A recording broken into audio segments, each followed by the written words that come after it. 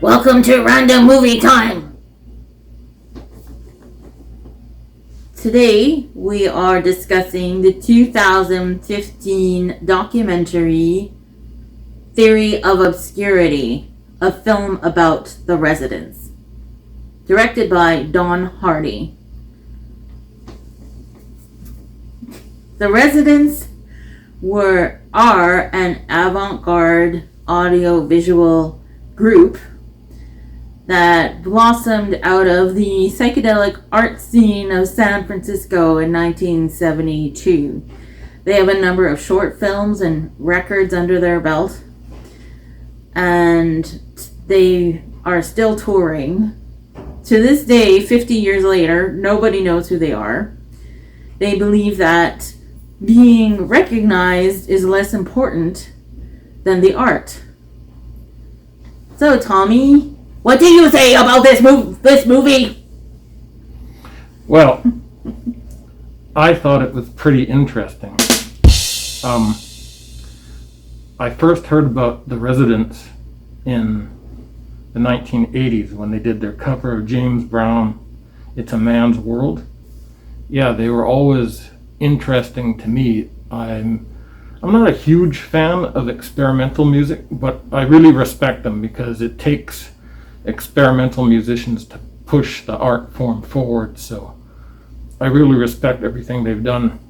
It was interesting, they started off more as a film group, but they realized it was too expensive to make proper looking experimental movies in those days with the equipment they had. So it was actually cheaper and easier for time and budget and everything to do music.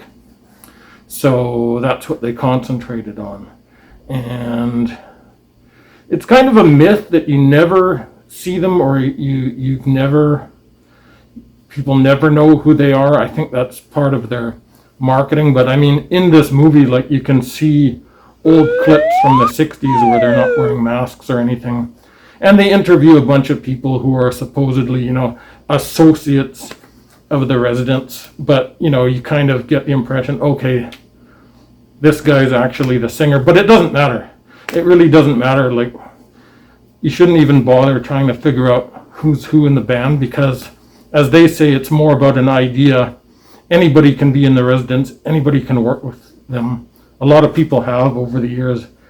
And it's more like an art idea rather than a traditional band where, it's just about a finite group of people who are all assigned to specific things in the band or whatever.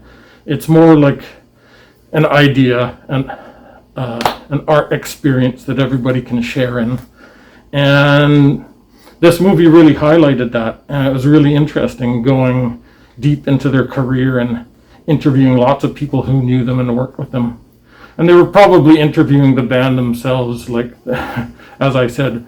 But again, it doesn't matter who they are. It's the idea is the most important thing. And yeah, I really liked this one. Yeah, it was really, really fascinating. I didn't know really much about the Residents beforehand. I love the fact that they are all about being creative, and their philosophy is do what you feel.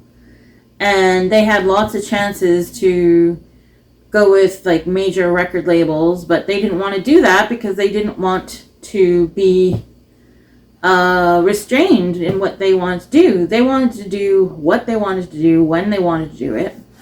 And as their marketing team has attested to, they're not good at marketing. They're really more concerned about creating. So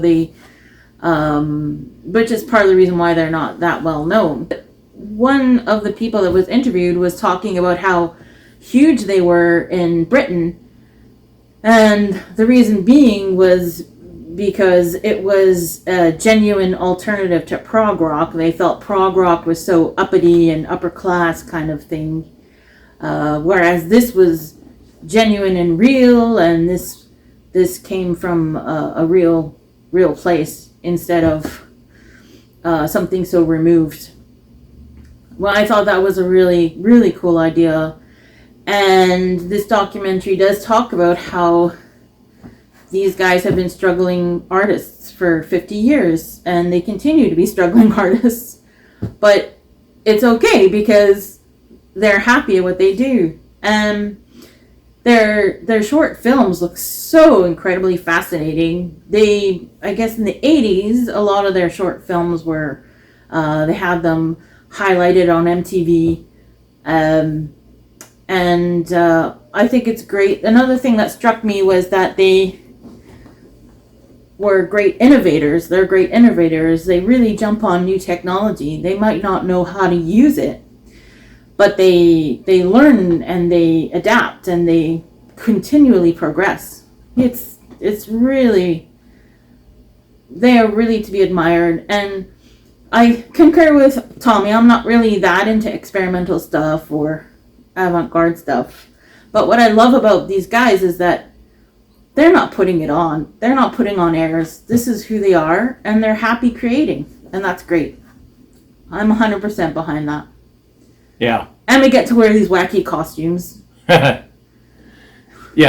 this was a fun shoot to be sure. Yeah, I mean, yeah, their whole thing was, if you don't have the money to do something, just do it anyway. They started off with budget, just consumer equipment, a lot of lo-fi stuff. But it doesn't matter because they're getting their point across, and it's not about making pretty music, it's about making interesting music. And so for that, I think everybody could respect them. And hopefully this movie will bring them a new audience, Apparently their audience has just grown over the years. More and more young people particularly are getting into them. And, if you want to see something different, if you want to hear something different, check out all the videos and all the albums that the residents have done. Maybe catch them in concert if you can, because they're still going at it. All in all, I would say this is a pretty fascinating documentary, and I really liked it. Right, cool. So, how many eyeballs out of 5 do you give it, Tommy?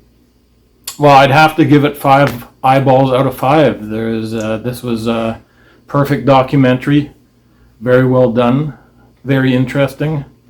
I can't think of a better documentary about a band. Right on. What about you, Shannon? How many eyeballs out of 5?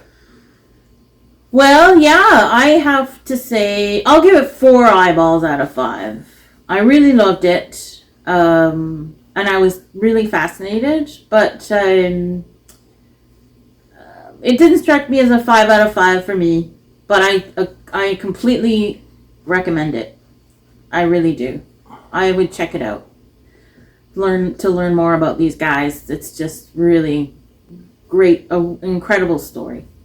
We'll see you next time on Random Movie Time.